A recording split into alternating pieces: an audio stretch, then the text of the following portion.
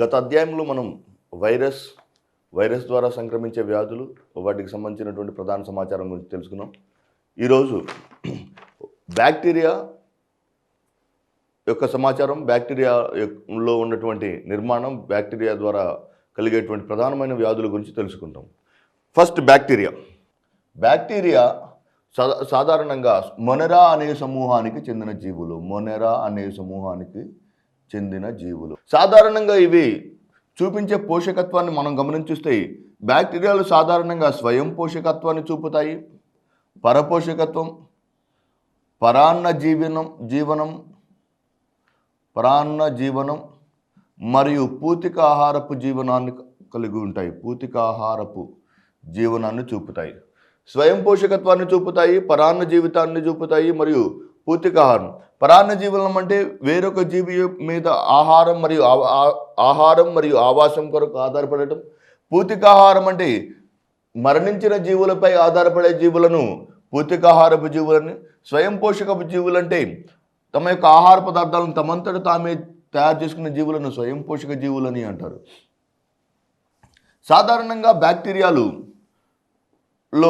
ఇవి మొనెరా సమూహానికి చెందిన బ్యాక్టీరియాల్లో అతిపెద్ద బ్యాక్టీరియా థయోమార్గరెన్షియా నమీబియా మరియు అతి చిన్న బ్యాక్టీరియా పాస్చురెల్లా. బ్యాక్టీరియాలు సాధారణంగా ఇటువంటి పోషకత్వాన్ని చూపించే బ్యాక్టీరియాలు సాధారణంగా భూమిపై ఉన్నటువంటి స్కావెంజర్స్ లేదా భూమిపై ఉన్నటువంటి అనేక రకాలైనటువంటి మరణించినటువంటి జీవులను విచ్ఛిన్నం చేసే జీవులు బ్యాక్టీరియాలు, కనుక వీటిని స్కావెంజర్స్ అని అంటారు. ఈ బ్యాక్టీరియా యొక్క అధ్యయన శాస్త్రాన్ని బ్యాక్టీరియాలజీ అని అంటారు. Very very important.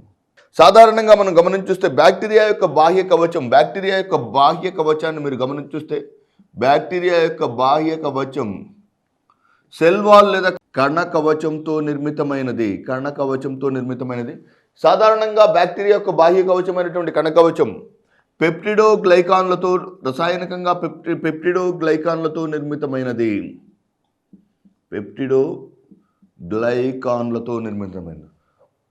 బ్యాక్టీరియా యొక్క బాహ్య కవచమైనటువంటి బ్యాక్టీరియా కణకవచం పెప్టిడోగ్లైకాన్ లేదా మ్యూరిన్ అనే రసాయన పదార్థాలతో నిర్మితమైనది. బ్యాక్టీరియా యొక్క బాహ్య కవచం. ఈ బ్యాక్టీరియాలో ఉన్నటువంటి సాధారణంగా ఇటువంటి బాహ్య కవచాన్ని కలిగినటువంటి బ్యాక్టీరియా మరియు ఈ బ్యాక్టీరియాలో మనకి సాధారణంగా కనిపించే చలనాంగాలు ఫ్లాజెల్లా మరియు పిలి, ఇంగ్లీష్లో PILI, ఫ్లాజెల్లా.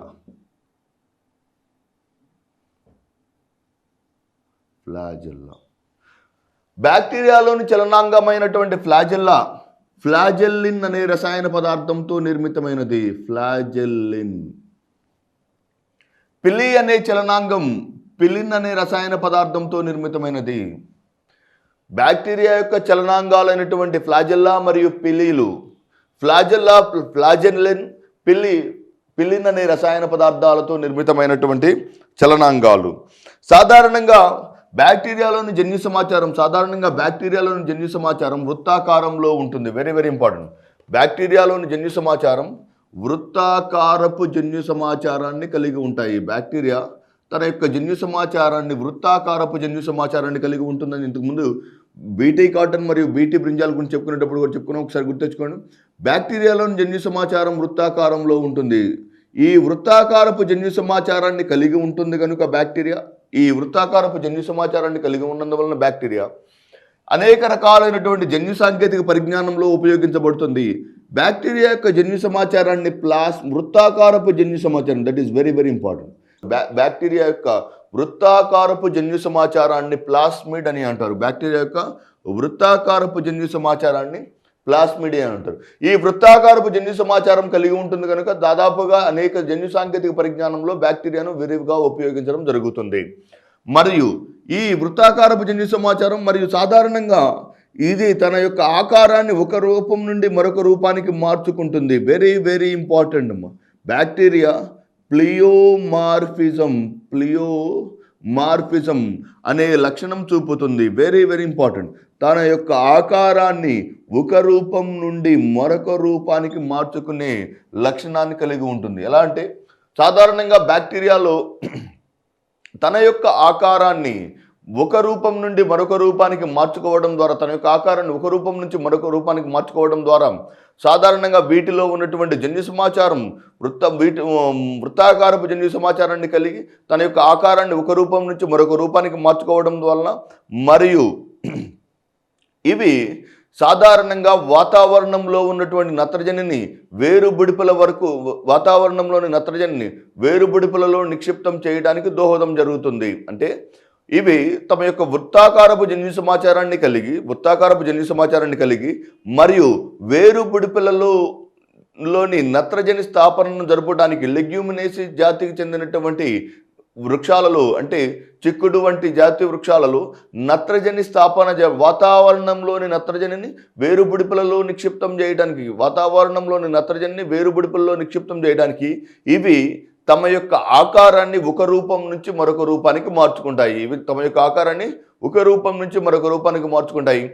తమ యొక్క ఆకారాన్ని ఒక రూపం నుంచి మరొక రూపానికి మార్చుకునే లక్షణాన్ని ప్లియోమార్ఫిజం అని అంటారు. ఇవి కనుక ఈ బ్యాక్టీరియాలో మనకు సాధారణంగా కనిపించే అతి ముఖ్యమైనటువంటి లక్షణం ప్లియోమార్ఫిజం, మరియు వీటిలో ఉన్నటువంటి జన్యు సమాచారం వృత్తాకారపు జన్యు సమాచారాన్ని కలిగి ఉంటాయి. మరి వీటి యొక్క ఆర్థిక ప్రాముఖ్యత, ఇవి దేనికి ఉపయోగపడతాయి? బ్యాక్టీరియా యొక్క ఆర్థిక ప్రాముఖ్యత, సాధారణంగా బ్యాక్టీరియాలో కనిపించే ఆర్థిక ప్రాముఖ్యత. ఇవి సాధారణంగా పెరుగు లేదా కర్డ్, పెరుగు తయారీలో ఉపయోగిస్తారు. లాక్టోబాసిల్లస్ అనే బ్యాక్టీరియా ఈస్ట్ కూడా ఉపయోగపడుతుంది. కానీ సాధారణంగా పెరుగు తయారీకి లేదా వెన్న తయారీకి వంటి పాల ఉత్పత్తుల యొక్క పదార్థాల తయారీకి ఉపయోగించే బ్యాక్టీరియా లాక్టోబాసిల్లస్. సాధారణంగా టీ మరియు టొబాకో, తేయాకు మరియు పొగాకును శుభ్రపరచడానికి లేదా క్యూరింగ్ చేయడానికి సాధారణంగా బ్యాక్టీరియాను ఉపయోగిస్తారు. నెక్స్ట్, ఎసిడోబాక్టీరియం అనే బ్యాక్టీరియాను ఉపయోగించి ఎసిడోబాక్టీరియం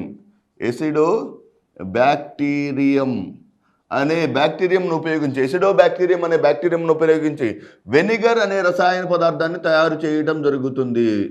ఎసిడోబాక్టీరియంను ఉపయోగించి వెనిగర్ అనే రసాయన పదార్థాన్ని, ఆహార పదార్థాలను నిల్వ చేయడానికి ఉపయోగించే వెనిగర్ అనే రసాయన పదార్థాన్ని బ్యాక్టీరియం అనే బ్యాక్టీరియం ద్వారా ఉపయోగించడం జరుగుతుంది. నెక్స్ట్, క్లాస్ట్రీడియం అనే బ్యాక్టీరియం ద్వారా క్లాస్ట్రీడియం అనే బ్యాక్టీరియం ద్వారా రసాయనికంగా లేదా పారిశ్రామికంగా ఈథైల్ ఆల్కహాల్ యొక్క ఉత్పత్తి జరుగుతుంది. ఈథైల్ ఆల్కహాల్ను పారిశ్రామికంగా తయారు చేయడానికి ఉపయోగించే బ్యాక్టీరియాను క్లాస్ట్రీడియం అని, పారిశ్రామికంగా వెనిగర్ లేదా ఆహార పదార్థాలు నిల్వ చేసే రసాయనమైనటువంటి ఎసిటిక్ యాసిడ్ను తయారు చేయడానికి ఉపయోగించే బ్యాక్టీరియాను ఎసిడోబాక్టీరియం అని అంటారు. అజటోబాక్టర్ అనే బ్యాక్టీరియాను సాధారణంగా లెగ్యూమినేస్ లేదా వేర్ల యొక్క బొడిపెలలో నత్రజని స్థాపన కొరకు ఉపయోగించే బ్యాక్టీరియాను అజటోబాక్టర్ అని అంటారు. నెక్స్ట్, క్లాస్ట్రీడియం డ్యూటీరియం అనే బ్యాక్టీరియం ద్వారా క్లాస్ట్రీడియం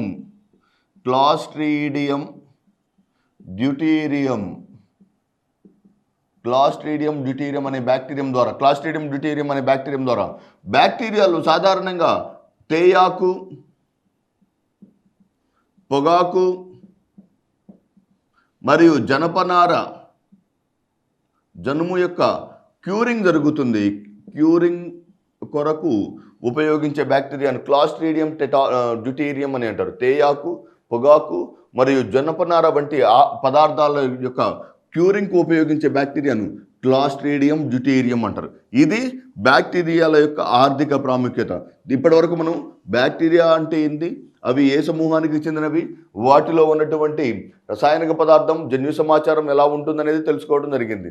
నెక్స్ట్ రాబోయే అధ్యాయం బ్యాక్టీరియా ద్వారా సాధారణంగా జరిగే సోకే వ్యాధులు. బ్యాక్టీరియా ద్వారా ప్రధానంగా సోకే వ్యాధులు. మొట్టమొదటి వ్యాధి కలరా. కలరాలో మనకి 2 పాయింట్లు చాలా ప్రముఖమైనటువంటి పాయింట్లు కనబడతాయి. కలరాను కలుగజేసే బ్యాక్టీరియా మొట్టమొదటి వ్యాధి అధ్యయన శాస్త్రంలో మీరు గుర్తుపెట్టుకోవాల్సింది వ్యాధికారకం ఏ సమూహానికి చెందినది. కలరా వ్యాధిని కలుగజేసే విబ్రియో కలరా బ్యాక్టీరియా సమూహానికి చెందినదా లేకపోతే వైరస్ సమూహానికి చెందినదా? అంటే ఏ ఈ వ్యాధులను కలుగజేసే వ్యాధికారకం యొక్క సమూహం ఏ సమూహానికి. సో బ్యాక్టీరియా వ్యాధులే, కానీ కొంతకాలం తర్వాత ఏమైపోతుంది, ఈ వ్యాధికారకాలు ఎక్కువగా అవటం వలన ఇది బ్యాక్టీరియా ద్వారా వచ్చే వ్యాధ లేకపోతే వైరస్ ద్వారా వచ్చే వ్యాధి అనే కొంత కన్ఫ్యూజన్ వస్తుంది. కలరాను కలుగు చేసే వ్యాధికారకం విబ్రియో కలరా. కలరాను కలుగు చేసే వ్యాధికారకం విబ్రియో కలరా. ఈ వ్యాధికారకమైనటువంటి విబ్రియో కలరా మానవ శరీరంలోకి కలుషితమైన నీటి ద్వారా మరియు కలుషిత ఆహార పదార్థాల ద్వారా సోకుతుంది. ఇలా మానవునికి కలుషితమైన నీరు మరియు కలుషిత ఆహార పదార్థాల ద్వారా మానవునికి సోకే ఈ వ్యాధిలో ఏ వ్యవస్థ ప్రధానంగా ప్రభావితమవుతుంది? కలరా వ్యాధిలో సాధారణంగా మానవుల్లోని ప్రభావితమయ్యే వ్యవస్థ జీర్ణ వ్యవస్థ. వ్యాధి లక్షణం అన్నప్పుడు కలరా వ్యాధిలో కనిపించే ప్రధానమైనటువంటి వ్యాధి లక్షణం వెరీ ఇంపార్టెంట్. కలరా వ్యాధిలో మనకి సాధారణంగా లేదా ప్రాథమికంగా కనిపించే వ్యాధి లక్షణం అన్నప్పుడు డీహైడ్రేషన్, నిర్జలీకరణం. మానవుని యొక్క అధిక మోషన్స్ జరుగుతాయి, కానీ మోషన్స్ వల్ల కనిపించే ప్రధానమైనటువంటి లక్షణం అంటే ఏం చెప్పుకోవచ్చు? డీహైడ్రేషన్. ఈ డీహైడ్రేషన్ అంటే ఆ వ్యాధిగ్రస్తుడి యొక్క శరీరం నుంచి నీటిని అధికంగా నష్టపోవడం జరుగుతుంది. ఈ అధికంగా నష్టపోయినటువంటి నీటి యొక్క శాతాన్ని మరలా పునరుత్పత్తి చేయడానికి నీరు ఒక్కటే పోదు, నీటితో పాటు అధిక మొత్తంలో లవణాలను నష్టపోవడం జరుగుతుంది. That is very important. ఈ కలరా వ్యాధిగ్రస్తులు కానీ లేకపోతే ఏదైనా వ్యాధిగ్రస్తుల యొక్క శరీరం నుంచి నీటిని నష్టపోయినప్పుడు నీటితో పాటు లవణాల యొక్క పునరుత్పాదన లేదా పునఃస్థాపన కొరకు చేసేటువంటి ద్రావణాన్ని ఓఆర్ఎస్ ద్రావణం అని అంటారు. ఈ ఓఆర్ఎస్ ద్రావణంలో ఉన్నటువంటి రసాయనిక కంపోజిషన్ అనేది very important area, particularly from cholera disease. సాధారణంగా ఓఆర్ఎస్ ద్రావణాన్ని ఏ రసాయనాల ద్వారా తయారు చేస్తారు? ఓఆర్ఎస్లో ఉన్నటువంటి ప్రధానమైనటువంటి అనుఘటకాలు సాధారణంగా సోడియం క్లోరైడ్లో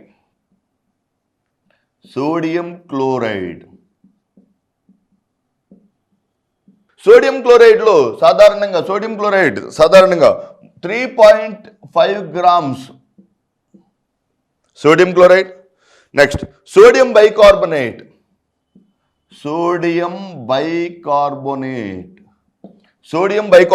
నుండి సాధారణంగా sodium bicarbonate 2.5 grams. Potassium chloride KCl 1.5 grams. Potassium chloride 1.5 grams. Glucose 20 grams. Sucrose 40 grams. ఈ టేబుల్లో వెరీ ఇంపార్టెంట్ ఇన్ఫర్మేషన్ ఉంది. ఎట్టి పరిస్థితుల్లో ఈ ఇన్ఫర్మేషన్లో ఎలా క్వశ్చన్స్ అడుగుతాడో చూద్దాం.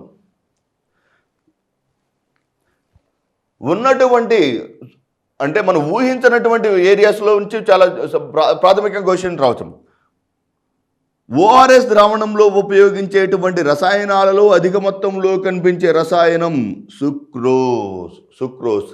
లేకపోతే ఎలా క్వశ్చన్ అడగవచ్చు, ఈ క్రింది లవణాలలో ఏ లవణాలు ఓఆర్ఎస్ ద్రావణంలో లభించవు అంటే సాధారణంగా sodium chloride, sodium bicarbonate, potassium chloride, glucose అన్నప్పుడు గ్లూకోజ్ మనకు తెలుసు, సోడియం క్లోరైడ్ తెలుసు, సోడియం ఉంటే కంపల్సరీగా పొటాషియం కూడా ఉంటుంది కాబట్టి, కానీ సోడియం బైకార్బోనేట్ అనుకోం. వాస్తవానికి sodium chloride 3.5 grams, sodium bicarbonate 2.5 grams, potassium chloride 1.5 grams, glucose 20 grams ఉన్నటువంటి ఓఆర్ఎస్ లవణాలను 1 లీటర్ నీటిలో పోర్టబుల్ వాటర్లో కలుపుకొని త్రాగడం ద్వారా ఆ వ్యాధిగ్రస్తుల శరీరం నుంచి డీహైడ్రేషన్ లేదా నిర్జలీకరణం అనే ప్రభావం నుండి వారు బయటపడవచ్చు. ఇది కలరాకు సంబంధించినటువంటి సమాచారం.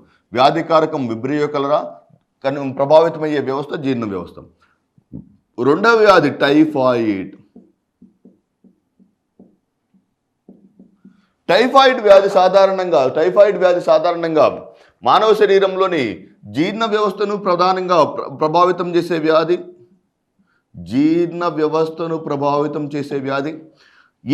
సాధారణంగా కలుగు చేసే వ్యాధికారకం సాల్మొనెల్లా టైఫీ.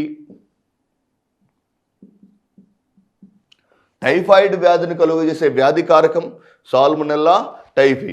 ఈ సాల్మొనెల్లా టైఫీ ద్వారా సోకే ఈ టైఫాయిడ్ వ్యాధి మానవ శరీరంలో జీర్ణ వ్యవస్థను ప్రభావితం చేస్తుంది కనుక మరియు దీనిని గుర్తించడానికి చేసేటువంటి పరీక్షా విధానాన్ని వైడాల్ పరీక్ష అంటారు. లేదా ఈ వ్యాధి నిర్ధారణకు చేసే పరీక్షను వైడాల్ పరీక్ష అని అంటారు. సాధారణంగా ఈ వ్యాధి యొక్క నిర్ధారణకు లేదా వ్యాధి యొక్క నివారణకు ఉపయోగించే మందులను సల్ఫా డ్రగ్స్ అని అంటారు. వెరీ వెరీ ఇంపార్టెంట్ క్వశ్చన్, చాలాసార్లు రిపీటెడ్గా ప్రీవియస్ ఎగ్జామ్స్లో అడిగినటువంటి క్వశ్చన్.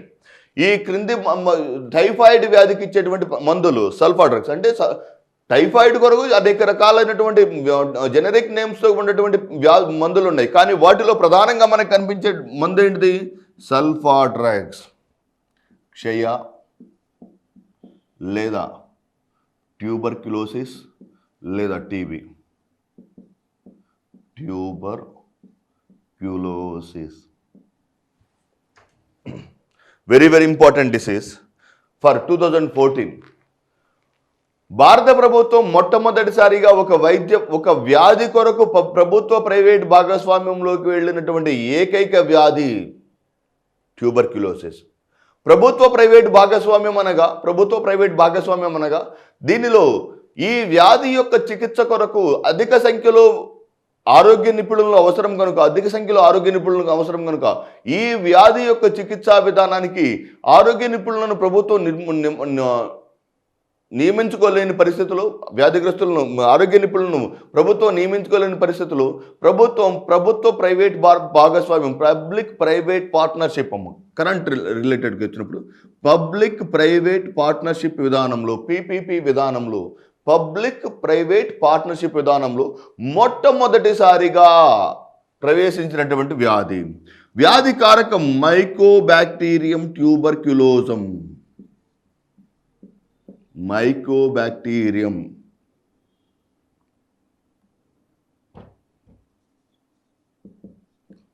ట్యూబర్క్యులోజం. వ్యాధిని కలుగజేసే వ్యాధి కారకం మైకోబాక్టీరియం ట్యూబర్క్యులోజం. ఈ మైకోబాక్టీరియం ట్యూబర్క్యులోజం కలుగజేసే ఈ టైఫాయిడ్ వ్యాధి మానవ శరీరంలో గాలి ద్వారా సోకే వ్యాధి కారకం ఎలా వ్యాప్తి చెందుతుంది? గాలి ద్వారా వ్యాప్తి చెందుతుంది. ఒక వ్యక్తి నుంచి మరొక వ్యక్తికి, వ్యాధిగ్రస్తుడైనటువంటి మానవుడి నుంచి ఆరోగ్యవంతమైన మానవునికి సోకడానికి ప్రధానమైనటువంటి కారకం గాలి. ఈ గాలి ద్వారా సోకినటువంటి ఈ వ్యాధిని నిర్ధారించడానికి చేసే పరీక్షా విధానాన్ని మాంటాక్స్ పరీక్ష అని అంటారు. Very very important. ఇంతకుముందు మనం చూసాము టైఫాయిడ్ వ్యాధికి చేసేటువంటి పరీక్షా విధానాన్ని వైడాల్ పరీక్షా విధానం అని, వేరాజ్ in the case of TB వ్యాధిని నిర్ధారించడానికి చేసే పరీక్షా విధానాన్ని మాంటాక్స్ పరీక్షా విధానం అని అంటారు. ఈ వ్యాధి విధానంలో సాధారణంగా ఈ వ్యాధి నివారణకు చేసే చికిత్సా విధానాన్ని లేదా ఆధునిక చికిత్సా విధానాన్ని DOTS అని అంటారు. Dots directly observed treatment short course.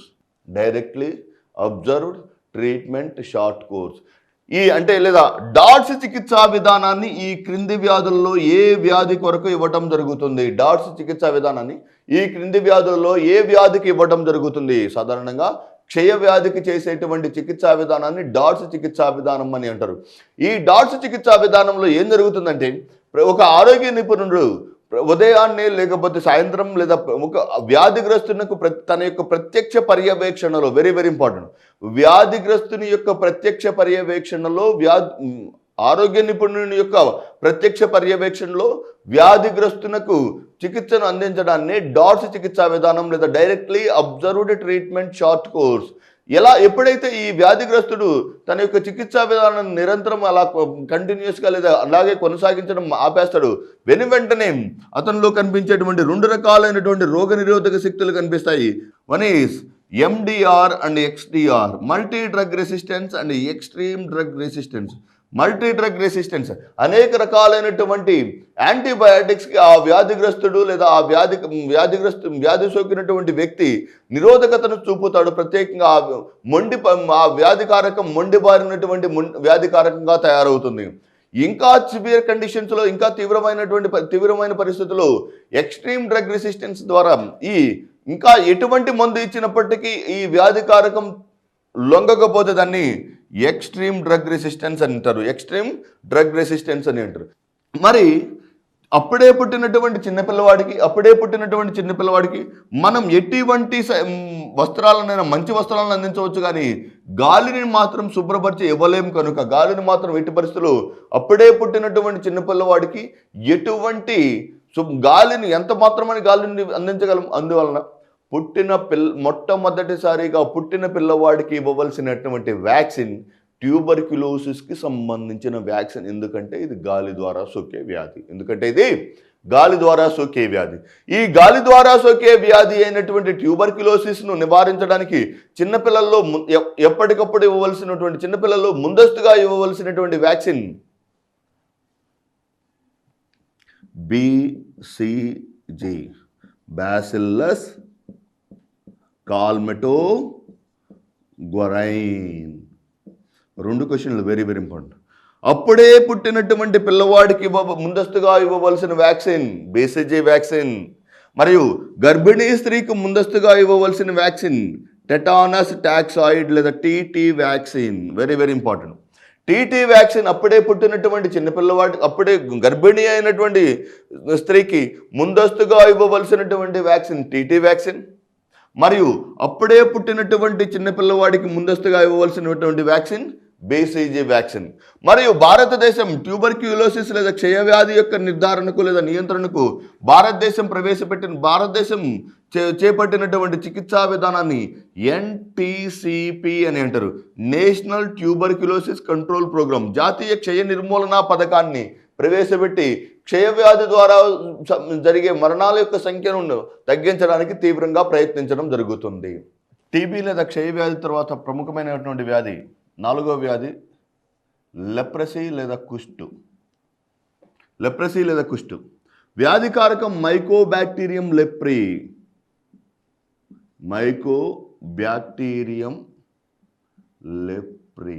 Leprosy లేదా కుష్టి వ్యాధిని కలుగు చేసే వ్యాధికారకం మైకోబాక్టీరియం లెప్రీ అనే బ్యాక్టీరియా. గుర్తుపెట్టుకోండి, లెప్రసీ అనేది బ్యాక్టీరియా ద్వారా సోకే వ్యాధి, కుష్టు అనేది బ్యాక్టీరియా ద్వారా సోకే వ్యాధి. ఏ బ్యాక్టీరియా ద్వారా సోకుతుంది? సాధారణంగా మైకోబాక్టీరియం లెప్రీ అనే బ్యాక్టీరియా ద్వారా సోకే ఈ వ్యాధి మానవ శరీరంలోని కండర వ్యవస్థను ప్రభావితం చేస్తుంది. కండరాలకు సోకే వ్యాధి. సో వేర్ల లోపల ఉన్నటువంటి, సాధారణంగా చర్మం లోపల ఉన్నటువంటి కండర వ్యవస్థను నిర్వీర్యం చేసేటువంటి వ్యాధి లెప్రసీ లేదా కుష్టి వ్యాధి. ఈ కుష్టి వ్యాధిలో సాధారణంగా మానవ శరీరంలో కండర వ్యవస్థను నిర్వీర్యం చేసే ఈ కుష్టి వ్యాధిని హాన్సన్ వ్యాధి అని కూడా పిలుస్తారు. హాన్సన్ వ్యాధి అని కూడా పిలుస్తారు. ఎందుకంటే మొట్టమొదటిసారిగా దీన్ని కనుగొన్న శాస్త్రవేత్త హాన్సన్ అయినందువలన, దీన్ని మొట్టమొదటిసారిగా ఈ వ్యాధికారకాన్ని మొట్టమొదటిసారిగా కనుగొన్న శాస్త్రవేత్త హాన్సన్ అయినందువలన ఈ వ్యాధిని హాన్సన్ వ్యాధి అని కూడా పిలుస్తారు. ఈ హాన్సన్ వ్యాధి ద్వారా సోకేటువంటి ఈ హాన్సన్ వ్యాధిలో సాధారణంగా కండరాలకు సోకేటువంటి వ్యాధి అత్యంత ఎగ్జామినేషన్ పాయింట్ ఆఫ్ వ్యూలో చాలా చాలా ట్రికీ ఏరియా.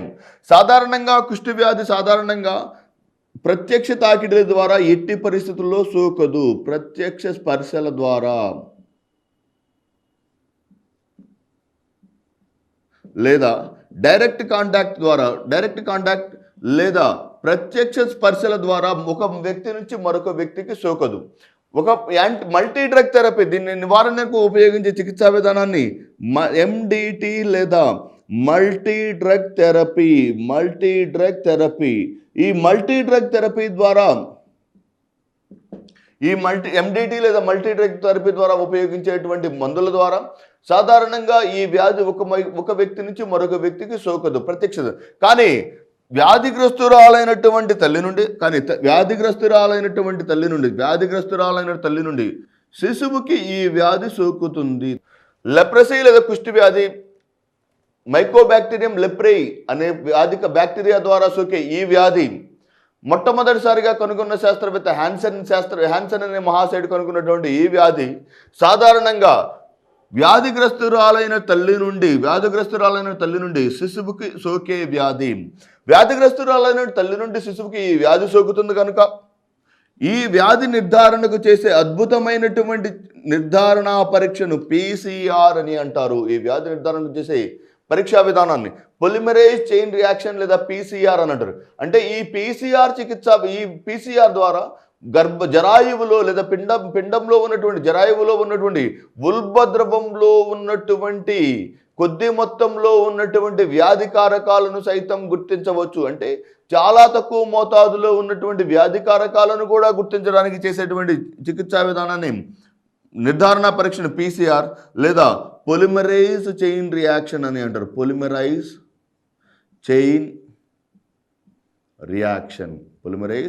చైన్ రియాక్షన్ అని అంటారు. తర్వాత వ్యాధి ప్లేగ్.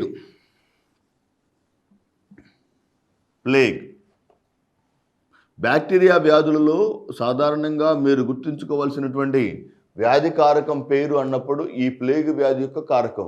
మిగిలిన యొక్క ఏ వ్యాధి కారకాన్ని యొక్క పేరునైనా ఆ వ్యాధితోటి అనుసంధానించబడి ఉంటుంది. కలరా, విబ్రియో కలరా అంటే కలరా వ్యాధిని కలుగజేసే కారకం విబ్రియో కలరా. టైఫాయిడ్ వ్యాధిని కలుగజేసే వ్యాధి కారకం సాల్మొనెల్లా టైఫీ. అలాగే లెప్రసీని కలుగజేసే వ్యాధి కారకం మైకోబాక్టీరియం లెప్రీ. కట్కాయ్ వ్యాధి లేదా పెర్చుసెస్ వ్యాధిని కలుగజేసే కారకం బర్డుటెల్లా పెర్చుసెస్. ఓకే, టెటానస్ వ్యాధి లేదా ధనుర్వాతాన్ని కలుగజేసే వ్యాధి కారకం క్లాస్ట్రీడియం టెటాని. అంటే వ్యాధి కారకం పేరుతో వ్యాధి ఉంటుంది. అంటే కానీ ఈ ఒక్క ప్లేగ్ వ్యాధిలో మాత్రమే కలుగజేసే వ్యాధి కారకం ఎర్సీనియా పెస్టిస్. వ్యాధి కారకం పేరు ఎర్సీనియా పెస్టిస్. సాధారణంగా కలుషితమైన గాలి ద్వారా సోకే వ్యాధి. కలుషితమైన గాలి ద్వారా సోకే ఈ వ్యాధి ప్రధానంగా వాహకంగా గాలి ఉంటుంది. అతిదేయిగా ఎలుకలు ఉంటాయి.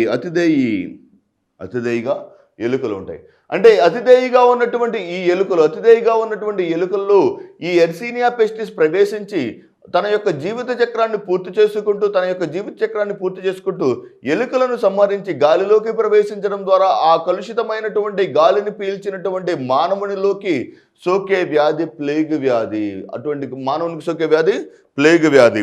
ఈ ప్లేగ్ వ్యాధిలో సాధారణంగా ఈ ప్లేగ్ వ్యాధిలో ప్రభావితమయ్యే వ్యవస్థ శ్వాస వ్యవస్థ. ప్లేగ్ వ్యాధిలో ప్రభావితమయ్యే వ్యవస్థ శ్వాస వ్యవస్థ. దీనికి ఈ వ్యాధి నిర్ధారణకు లేదా ఈ వ్యాధి నివారణకు ఉపయోగించే మందు టెట్రాసైక్లిన్. ఈ వ్యాధి నివారణకు ఇచ్చేటువంటి మందు టెట్రాసైక్లిన్. దీన్ని కనుగొన్న శాస్త్రవేత్త డాక్టర్ ఎల్లాప్రగడ సుబ్బారావు. టెట్రాసైక్లిన్ అనే మందును కనుగొన్నటువంటి శాస్త్రవేత్త ఎల్లాప్రగడ సుబ్బారావు. టెట్రాసైక్లిన్ అనే ఔషధాన్ని కనుగొన్నటువంటి ఎల్లాప్రగడ సుబ్బారావును ఇతను అద్భుత ఔషధాల సృష్టికర్త. టెట్రాసైక్లిన్ అనే మందును కనుగొన్నందుకు డాక్టర్ ఎల్లాప్రగడ సుబ్బారావును అద్భుత ఔషధాల సృష్టికర్తగా పిలుస్తారు లేదా విజార్డ్ ఆఫ్ వండర్ డ్రగ్స్ అంటారు. Very very important.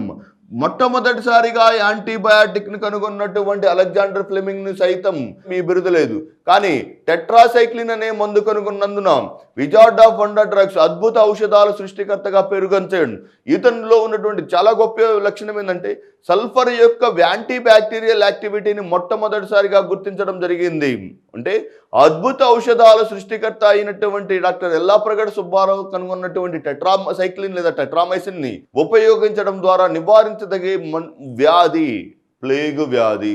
ఆంధ్రప్రదేశ్కి చెందినటువంటి పశ్చిమ గోదావరి జిల్లా ప్రాంతానికి చెందినటువంటి ఈ యల్లాప్రగడ సుబ్బారావు అద్భుత ఔషధాల సృష్టికర్త అయినటువంటి ఈ యల్లాప్రగడ సుబ్బారావు టెట్రాసైక్లిన్ అనే మందును కనుగొన్నాడు. మరియు ఈ మందును టెట్రాసైక్లిన్ లేదా టెట్రామైసిన్ అనే మందును అమెరికాలో సుబ్బావోమైసిన్ అని కూడా వ్యవహరిస్తారు. Very very important. పెన్సిలిన్ కనుగొన్నటువంటి అలెగ్జాండర్ ఫ్లెమింగ్ కన్నా కూడా అత్యంత ప్రముఖమైనటువంటి వ్యక్తి డాక్టర్ యల్లాప్రగడ సుబ్బారావు.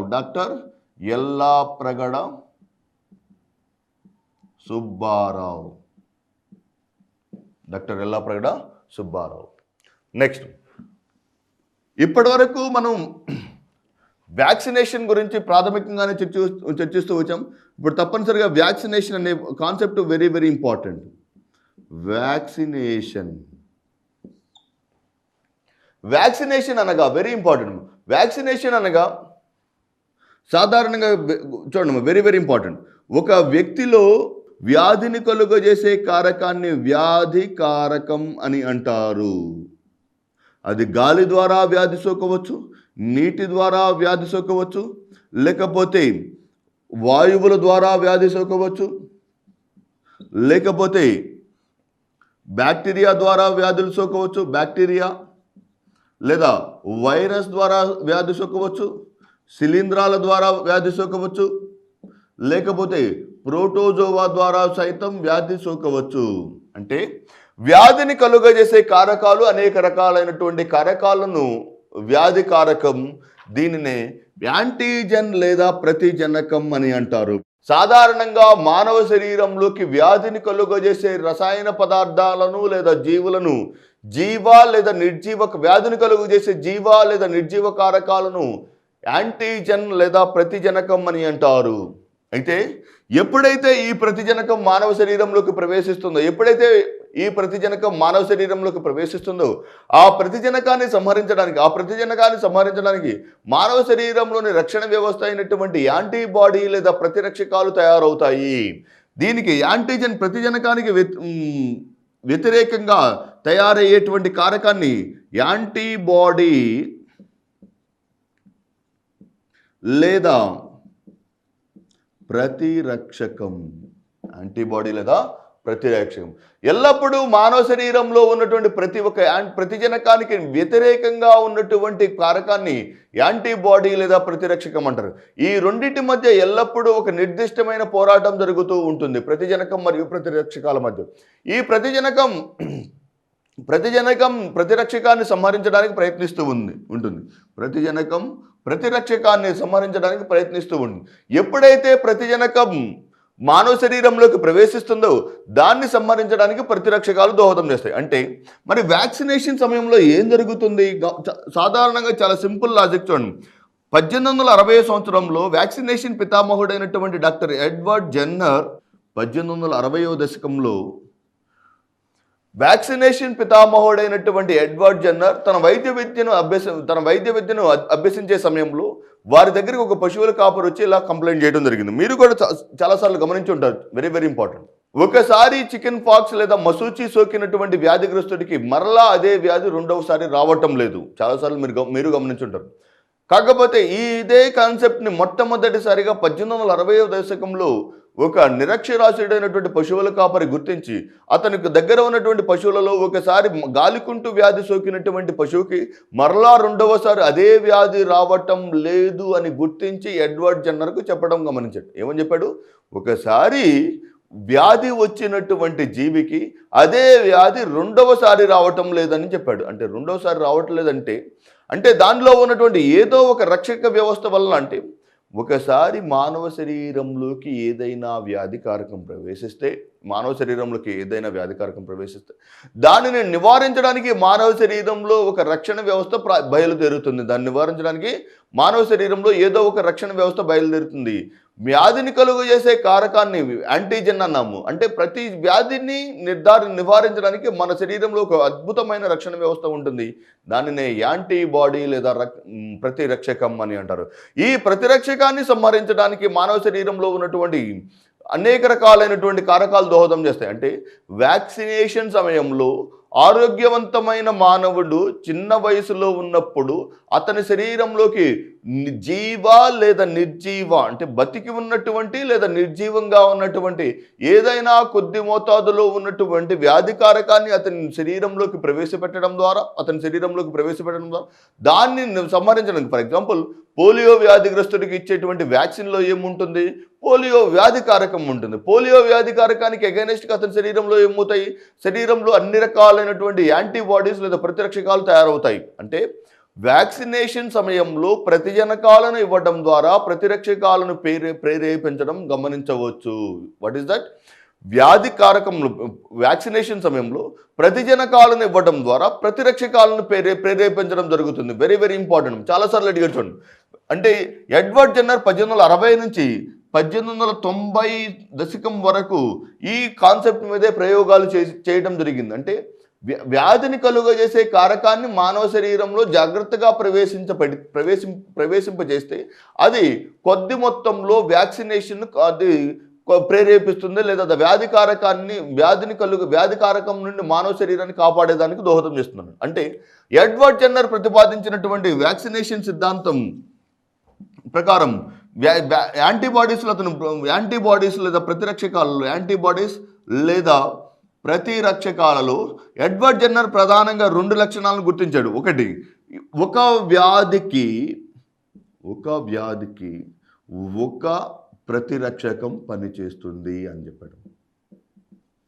అంటే పోలియో వ్యాధికి ఒక ప్రతిరక్షకం, అంటే కలరా వ్యాధికి ఒక ప్రతిరక్షకం, అంటే ఒక వ్యాధికి ఒక ప్రతిరక్షకం ఉంటుందనే సిద్ధాంతాన్ని ప్రతిపాదించాడు. రెండవ మేజర్ కాన్సెప్ట్ ఏంటంటే ఒకసారి యాంటీబాడీస్ లేదా ప్రతిరక్షకాలు ఉత్పత్తి అయితే ఆ మానవుడు బ్రతికున్నంత కాలం ఈ యాంటీబాడీస్ అతని శరీరాన్ని కాపాడుతూనే ఉంటాయి.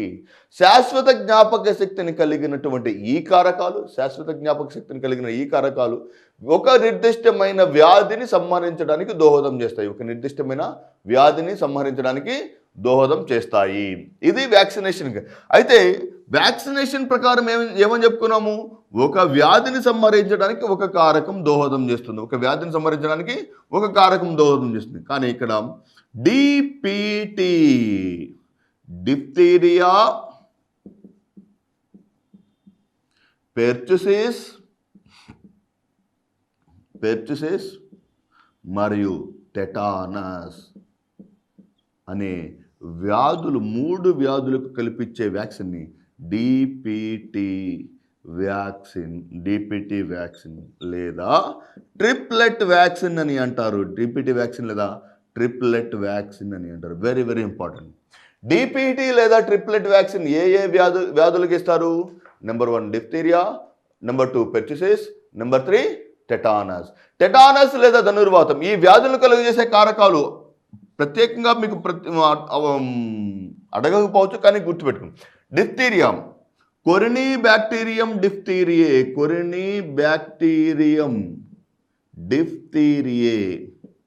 బార్డుటెల్లా pertussis, Clostridium tetani. Corynebacterium diphtheriae అనే వ్యాధికారకం ద్వారా సోకే వ్యాధి డిఫ్తీరియా, బర్డుటెల్లా పెర్చుసిస్ అనే వ్యాధికారకం ద్వారా సోకే వ్యాధి పెర్చుసిస్, క్లాస్ట్రీడియం టెటానీ ద్వారా సోకే వ్యాధి టెటానస్. క్లాస్ట్రీడియం టెటానీ అనే వ్యాధికారకం ద్వారా సోకే వ్యాధి టెటానస్. ఈ కారకాల ద్వారా సోకే ఈ ఈ 3 వ్యాధులను నివారించడానికి ఇచ్చే వ్యాక్సిన్ను డిపిటి వ్యాక్సిన్ లేదా ట్రిప్లెట్ వ్యాక్సిన్ అని అంటారు. డిపిటి వ్యాక్సిన్ లేదా ట్రిప్లెట్ వ్యాక్సిన్ అని అంటారు. నెక్స్ట్, తరువాత వ్యాధి ఆంథ్రాక్స్. వ్యాధికారకం ఆంథ్రాక్సోసిల్లస్. సాధారణంగా పెంపుడు జంతువులు లేదా పశువుల కాపరికి సోకే వ్యాధి ఆంథ్రాక్స్. ఈ పశువులు మరణించడం ద్వారా లేదా పశువుల యొక్క గాలి ద్వారా పశువుల కాపరులకు సాధారణంగా సోకే వ్యాధి ఆంత్రాక్సోస్ అనే వ్యాధికారకం మానవ శరీరంలోకి ప్రవేశించడం ద్వారా సోకే వ్యాధి. సాధారణంగా ప్రభావితమయ్యే వ్యవస్థ శ్వాస వ్యవస్థ. సాధారణంగా ప్రభావితమయ్యే వ్యవస్థ శ్వాస వ్యవస్థ. ఈ ఆంత్రాక్స్ వ్యాధులు సాధారణంగా ప్రభావితమయ్యే వ్యవస్థ శ్వాస వ్యవస్థ. Next botulism. బొటులిజం లేదా ఫుడ్ పాయిజనింగ్ వ్యాధి. ఈ బొటులిజం లేదా ఫుడ్ పాయిజనింగ్ వ్యాధులు సాధారణంగా కలుగజేసే వ్యాధికారకం Clostridium.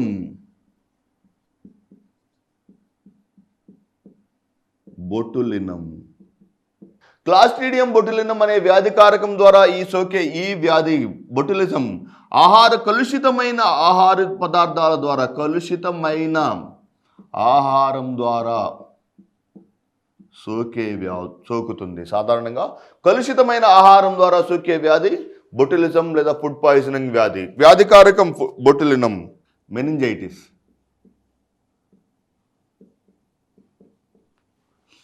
Very very important disease. ఈ వ్యాధి గురించి అడిగినప్పుడు ఇది బ్యాక్టీరియా ద్వారా, వైరస్ ద్వారా మరియు శిలీంధ్రాల ద్వారా 3 కారకాల ద్వారా సోకే వ్యాధి. కనుక దీన్ని సాధారణంగా ఎక్కువగా అయితే దీన్ని మనం బ్యాక్టీరియా సంబంధిత వ్యాధిగానే పరిగణించవచ్చు. కానీ ఈ వ్యాధిని కలుగజేసే కారకాలు బ్యాక్టీరియా ద్వారా. మీరు ఎగ్జామినేషన్లో చాలా జాగ్రత్తగా ఆలోచించి రాయాలి. ఒకవేళ బ్యాక్టీరియా, వైరస్, శిలీంధ్రాలు అని అడిగి ఆప్షన్ డిలో పైవన్నీ అని అడిగితే మాత్రం తప్పనిసరిగా 3 కారకాల ద్వారా మెనింజైటిస్ అనే వ్యాధి సంభవిస్తుంది. ఒకవేళ వీటిలో పైవన్నీ ఆప్షన్ లేకుండా ఇక్కడ ప్రోటోజోవా అని ఇచ్చాడు అనుకోండి, ప్రోటోజోవా అని ఇస్తే ఇది బ్యాక్టీరియా సంబంధిత వ్యాధి అని. ఓకే, అన్ని కారకాలను ప్రస్తావించినప్పుడు అన్ని కారకాల ద్వారా సంక్రమించే వ్యాధి. అన్ని కారకాలని ఒక ఆప్షన్ లేనప్పుడు ఇది సాధారణంగా బ్యాక్టీరియా ద్వారా సంక్రమించే వ్యాధి. మెనింజైటిస్ అనే వ్యాధి నిస్సారియా మెనింజైటిస్ అనే బ్యాక్టీరియా ద్వారా సంక్రమిస్తుంది. నిస్సారియా మెనింజైటిస్ అనే వ్యాధి కారకం ద్వారా సోకే ఈ వ్యాధి మెదడులోని మస్తిష్క మేరు ద్రవాన్ని ప్రభావితం చేస్తుంది. పేరులోనే ఉంది చూడండి, వెరీ వెరీ ఇంపార్టెంట్. మెదడులోని మస్తిష్క మేరు ద్రవాన్ని ప్రభావితం చేసే వ్యాధి మెదడు వ్యాధి. లేకపోతే మెదడు యొక్క మస్తిష్క మేరు ద్రవం నిస్సారియా మెనింజైటిస్ అనే బ్యాక్టీరియా సోకడం ద్వారా కలిగే వ్యాధి మెనింజైటిస్. మస్తిష్కం అంటే మెదడు, మేరు అంటే వెన్నుపాము. మెదడు మరియు వెన్నుపాములో ఉన్నటువంటి ద్రవరూప పదార్థమైనటువంటి లేదా మెదడు మరియు వెన్నుపామును అనుసంధానించే ద్రవరూప పదార్థానికి నిస్సారియా మెనింజైటిస్ అనే వ్యాధికారకం సోకడం ద్వారా సోకే వ్యాధి. సాధారణంగా దీనిలో గాలి ద్వారా సోకే వ్యాధి. ఇది సాధారణంగా గాలి ద్వారా సోకే వ్యాధి. సో ఇన్ఫ్లమేషన్ టు ద మెదడు మరియు వెన్నుపాములను అనుసంధానించే మస్తిష్క మేరు ద్రవానికి నిస్సారియా మెనింజైటిస్ అనే వ్యాధికారకం ద్వారా సోకడం ద్వారా కలిగే అత్యంత ప్రమాదకరమైన మరియు ప్రభావితపూరితమైనటువంటి వ్యాధి మెనింజైటిస్. సో ఇక్కడితోటి బ్యాక్టీరియా సంబంధిత వ్యాధులు మరియు వాటికి సంబంధించినటువంటి కారకాలు, వాటికి సంబంధించినటువంటి డిస్కస్ ఇప్పటివరకు. బ్యాక్టీరియా యొక్క జంతురాజ్యం, బ్యాక్టీరియా ఏ సమూహానికి చెందినవి, బ్యాక్టీరియాలో ఉన్నటువంటి ప్రధాన వర్గాలు, బ్యాక్టీరియా ద్వారా సోకే వ్యాధుల గురించి మనం ఇప్పటివరకు చర్చించుకుంటూ వచ్చాం. తర్వాత ప్రధానమైనటువంటి కారకం, బ్యాక్టీరియా తర్వాత వచ్చేటువంటి ప్రధానమైన కారకం వెరీ వెరీ ఇంపార్టెంట్, ప్రోటోజోవా సంబంధిత వ్యాధులు. ప్రో అనగా మొట్టమొదటి ప్రాథమిక, జువా అనగా జంతువులు. ప్రాథమికంగా లేదా మొట్టమొదటిసారిగా భూమి మీద ఏర్పడినటువంటి జంతువులు కనుక వీటిని ప్రోటోజోవా జంతువులు అంటారు. ఇవి భూమి మీద మొట్టమొదటిసారిగా ఏర్పడినవి కనుక పరిణామ పరంగా లేదా పర్యావరణ పరంగా లేకపోతే ఒక జీవి ఆవరణ వ్యవస్థలో ఏర్పడడానికి కనిపించే అతి ముఖ్యమైన జీవులు, ఆవరణ వ్యవస్థలో జీవులు ఏర్పడడానికి కారణమైనటువంటి అతి ముఖ్యమైన జీవులను ప్రోటోజోవా జీవులు. జంతురాజ్యంలో మొట్టమొదటిసారిగా ఏర్పడిన ఏకకణ అభివృద్ధి చెందిన జీవులు, ఏకకణ అభివృద్ధి చెందిన జీవులను ప్రోటోజోవా జీవులు అంటారు. సాధారణంగా వీటిలో ఒకే కణం ఉంటుంది. సాధారణంగా ఇవి ఏకకణాన్ని కలిగిన జీవులు మరియు ఈ ఏకకణాన్ని కలిగినందువలన వీటిలో ఉన్నటువంటి జన్యు సమాచారం కూడా ఒకే జన్యు సమాచారం ఉంటుంది. ఈ ప్రోటోజోవా జీవులలో మనకి ప్రాథమికంగా కనిపించే వ్యాధి మలేరియా. ప్రోటోజోవా ద్వారా సోకే అతి ప్రధానమైనటువంటి వ్యాధి అయినటువంటి మలేరియా ప్లాస్మోడియం వైవాక్స్ అనే వ్యాధికారకం ద్వారా సోకుతుంది. ప్లాస్మోడియం వైవాక్స్ అనే ప్రోటోజోవా ద్వారా సోకే ఈ వ్యాధి మానవ శరీరంలోని కాలేయాన్ని ప్రభావితం చేస్తుంది. వాస్తవానికి మలేరియా అనగా లిటరల్ మీనింగ్ బ్యాడ్ ఎయిర్ లేదా చెడు గాలి. వాస్తవానికి ప్రాథమికంగా ఈ వ్యాధి గురించి 18-19 దశాబ్దాల ప్రాంతంలో ఈ వ్యాధి సాధారణంగా కలుషితమైనటువంటి గాలి ద్వారా సోకే వ్యాధిగా ప్రజలు సాధారణంగా గుర్తించడం జరిగింది. కానీ తదనంతరం సర్ రొనాల్డ్ రాస్ అనేటువంటి శాస్త్రవేత్త 1902 సంవత్సరంలో నోబెల్ బహుమతిని వైద్య రంగంలో పొందినటువంటి సర్ రొనాల్డ్ రాస్ ఈ వ్యాధికారకం యొక్క జీవిత చక్రాన్ని ప్లాస్మోడియం వైవాక్స్ అనే వ్యాధికారకం మానవ శరీరంలోకి ఈ వ్యాధికారకం దోమకాటు ద్వారా సోకుతుందని చెప్పారు. సో మానవ శరీరంలో ఈ వ్యాధిని కలుగజేసే వ్యాధికారకమేమో ప్లాస్మోడియం వైవాక్స్. ప్రభావితమయ్యే అవయవం కాలేయం. మానవ శరీరంలో దీని యొక్క ప్రభావం వలన ప్లాస్మోడియం వైవాక్స్ మానవ శరీరంలోకి ప్రవేశింపజేయడానికి దోహదం చేసేది ఆడ అనాఫిలస్ దోమ. ఈ దోమకాటు ద్వారా మానవ శరీరంలోకి సోకేటువంటి అత్యంత ప్రమాదకరమైనటువంటి వ్యాధి అయినటువంటి ప్లాస్మోడియం వైవాక్స్ ఎలా ప్రవేశిస్తుంది? Very very important. లేదా మలేరియా పరాన్నజీవి యొక్క జీవిత చక్రం. ఈ జీవిత చక్రాన్ని మొట్టమొదటిసారిగా కనుగొన్న శాస్త్రవేత్త సర్ రొనాల్డ్ రాస్. ఇతను ఈ మలేరియా పరాన్నజీవి యొక్క జీవిత చక్రాన్ని కనుగొన్నందుకు మలేరియా పరాన్నజీవి యొక్క జీవిత చక్రాన్ని కనుగొన్నందుకు ఇతనికి 1902 సంవత్సరంలో వైద్య రంగంలో నోబెల్ బహుమతి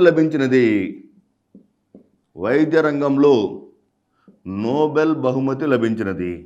దేని కొరకు? మలేరియా పరాన్నజీవి యొక్క జీవిత చక్రాన్ని కనుగొన్నందుకు సర్ రొనాల్డ్ రాస్ అనే శాస్త్రవేత్తకు 1902 సంవత్సరంలో వైద్య రంగంలో నోబెల్ బహుమతిని పొందిన శాస్త్రవేత్త. ఇతను వైద్య రంగంలో నోబెల్ బహుమతి పొందినటువంటి ఈ సర్ రొనాల్డ్ రాస్ ఈ పరాన్నజీవి యొక్క జీవిత చక్రాన్ని ఈ క్రింది విధంగా విశదీకరించడం జరిగింది. ఎప్పుడైనా వ్యాధికారకం మానవ శరీరంలోకి ప్రవేశించడానికి దోమకాటు ద్వారా మానవ శరీరంలోకి ప్రవేశించేటప్పుడు ఒక దోమ ఆడ అనాఫిలస్ దోమ ఆరోగ్యవంతమైన మానవ శరీరాన్ని కుట్టినప్పుడు తన యొక్క లాలాజలం ద్వారా, తన యొక్క దంతాల ద్వారా, తన యొక్క తొండం ద్వారా స్పోరోజాయిట్లను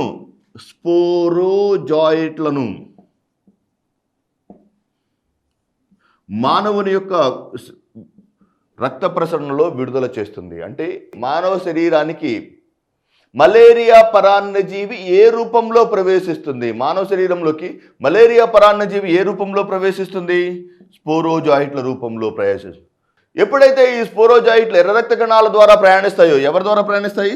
ఆర్బీసీ లేదా రెడ్ బ్లడ్ కార్పస్కల్స్ లేదా ఎర్ర రక్త కణాల ద్వారా స్పోరోజాయిట్లు మానవ శరీరంలోకి ప్రవేశించి మానవ శరీరంలోని ఎర్ర రక్త కణాల ద్వారా ప్రయాణించి ఎర్ర రక్త కణాల గుండా మానవ శరీరంలోకి ప్రవేశించిన తర్వాత ఈ స్పోరోజాయిట్లు ఎర్ర రక్త కణాలలో గుండా ప్రవేశించి మొట్టమొదటిసారిగా కాలేయమునకు చేరుతాయి. ఎర్ర రక్త కణాల ద్వారా ఎక్కడికి చేరుతాయి?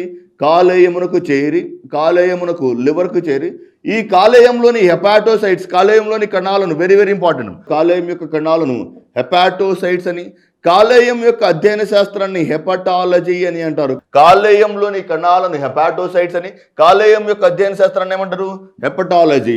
కాలేయం యొక్క అధ్యయన శాస్త్రం హెపటాలజీ కనుక అంటే కాలేయంలోని కణాలైనటువంటి హెపాటోసైట్లలోకి ఏ దశల్లో మలేరియా పరాన్నజీవి ప్రవేశిస్తుందన్నా కూడా స్పోరోజాయిట్లే. Very very important. మానవ శరీరంలోకి మలేరియా పరాన్నజీవి ఏ రూపంలో ప్రవేశిస్తుంది? స్పోరోజాయిట్లు. మానవ శరీరంలోకి స్పోరోజాయిట్లు ప్రవేశించిన తర్వాత కాలేయ కణాలను ఏ దశలో చేరుతాయి? స్పోరోజాయిడ్. స్పోరోజాయిట్ల దశలో మానవ శరీరంలోని ఎర్ర రక్త కణాలలోకి ప్రవేశించినటువంటి మానవ శరీరంలోని కాలేయ కణాలలోకి ప్రవేశించినటువంటి స్పోరోజాయిట్లు కాలేయ కణాలలో అనేక సంఖ్యలో విభజన చెంది మీరోజాయిట్స్గా రూపాంతరం చెందుతాయి. మానవ శరీరానికి వెళ్ళేటువంటి దశ అయితే స్పోరోజాయిట్లు. కాలేయంలో ప్రతి ఒక్క కాలేయ కణం, ప్రతి ఒక్క హెపాటోసైట్ ఒక్కొక్క స్పోరోజాయిట్ని నుండి మిలియన్ల సంఖ్యలో మీరోజాయిట్లను విడుదల చేస్తాయి. మిలియన్ల సంఖ్యలో మీరోజాయిట్లను విడుదల చేస్తాయి. మరలా ఈ మీరోజాయిట్లు తిరిగి ఇది ఎక్కడ ఏర్పడుతుంది? ఈ కాలేయంలో జరిగింది. ఇది స్పోరోజాయిట్స్ కాలేయంకి ఎలా ప్రయాణించినాయి? ఆర్బీసీ ఎర్ర రక్త కణాల ద్వారా. మీరోజాయిట్లు మరలా తిరిగి ఎర్ర రక్త కణాలలో లేదా ఆర్బీసీలోకి ప్రవేశించి మీరోజాయిట్లు ఎర్ర రక్త కణాలలోకి ప్రవేశించిన తర్వాత మానవ శరీరంలోని మరలా ఎర్ర రక్త కణాల్లోకి ప్రవేశించి ఇవి 2 రకాలైనటువంటి విభజనను చూపుతాయి. ఒకటి అలైంగిక విభజన, 2 లైంగిక విభజన. Very very important. అంటే అలైంగిక విభజన ద్వారా మరలా మీరోజాయిట్లు అదే సంఖ్యలో ఉన్నటువంటి మీరోజాయిట్లను విడుదల చేస్తాయి. అలైంగిక విభజన ద్వారా లేదా అలైంగిక ప్రత్యుత్పత్తి ద్వారా మీరోజాయిట్ల వలయంలాగా రూపాంతరం చెందుతాయి. ఏర్పడిన తర్వాత ఈ లైంగిక ప్రత్యుత్పత్తి ద్వారా ఏర్పడినటువంటి మరలా లైంగిక ప్రత్యుత్పత్తి ద్వారా స్త్రీ మరియు పురుష సిద్ధ బీజాలు ఏర్పడతాయి. స్త్రీ మరియు పురుష సిద్ధ బీజాల యొక్క ఏర్పాటు కనిపిస్తుంది. ఈ స్త్రీ మరియు పురుష సిద్ధ బీజాలు మరలా మరొక దోమ యొక్క కాటు ద్వారా దోమలోకి ప్రవేశిస్తాయి. ఈ స్త్రీ మరియు పురుష సిద్ధ బీజాలు దోమ యొక్క లాలాజలంలోకి ప్రవేశించినటువంటి స్త్రీ మరియు పురుష సిద్ధ బీజాలు దోమ యొక్క శరీరంలో ఇవి ఫలదీకరణం చెంది ఊకైనట్స్గా ఏర్పడతాయి. ఈ ఊకైనట్స్ తిరిగి దోమ యొక్క శరీరంలో స్పోరోజాయిట్లుగా రూపాంతరం చెందుతాయి. ఈ స్పోరోజాయిట్స్ మరలా మరొక ఆరోగ్యవంతమైన మానవుడి శరీరంలోకి ప్రవేశించి మరలా ఈ వలయాన్ని పూర్తి చేస్తాయి. అంటే ఇక్కడి నుంచి సిద్ధ బీజాల యొక్క సంయోగానికి కారణం సిద్ధ బీజాలు సంయోగం చెందడం ద్వారా ఏర్పడినటువంటి ఊకైనట్స్ కానీ సంయోగం చెందడం ద్వారా ఏర్పడినటువంటి ఊకైనట్స్ ఫలదీకరణం చెందడం మరలా అభివృద్ధి చెందడం ద్వారా స్పోరోజాయిట్లుగా ఏర్పడిన వలయం దోమలో జరిగే వలయం. ఇది ఎక్కడ జరుగుతుంది? దోమలో జరుగుతుంది. మరి స్పోరోజాయిట్లు మీరోజాయిట్లు లైంగిక మరియు అలైంగిక ప్రత్యుత్పత్తి చూపటం ఇది మానవుని యొక్క శరీరంలో జరుగుతుంది. స్పోరోజాయిట్లు ఎర్ర రక్త కణాల ద్వారా ప్రవేశించి కాలేయ కణాలను చేరి మీరోజాయిట్లుగా రూపాంతరం చెందుతాయి. మీరోజాయిట్లుగా రూపాంతరం లేదా అభివృద్ధి చెందినటువంటి స్పోరోజాయిట్లు మరలా ఎర్ర రక్త కణాలకు చేరి లైంగిక మరియు అలైంగిక ప్రత్యుత్పత్తిని చూపుతాయి. అలైంగిక ప్రత్యుత్పత్తి ద్వారా వాటి యొక్క సంఖ్యను మరియు వాటిలో ఉన్నటువంటి క్రోమోజోముల సంఖ్యను విస్తృతం చేసుకుంటాయి. మరియు లైంగిక ప్రత్యుత్పత్తి ద్వారా ఏర్పడినటువంటి స్త్రీ మరియు పురుష సిద్ధ బీజాలు దోమ యొక్క లాలాజలంలోకి ప్రవేశించి ఊకైనట్స్గా రూపాంతరం చెందుతాయి. ఊకైనట్స్ తిరిగి స్పోరోజాయిట్లను చేరుకుంటాయి. ఇది దోమ యొక్క మలేరియా వ్యాధిని కలుగజేసేటువంటి ప్లాస్మోడియం వైవాక్స్ యొక్క జీవిత చరిత్ర. ఈ జీవిత చరిత్రను మలేరియా వ్యాధి యొక్క పరాన్నజీవి యొక్క జీవిత చరిత్రను కనుగొన్న శాస్త్రవేత్త సర్ రొనాల్డ్ రాస్ అనే మహాశయుడు.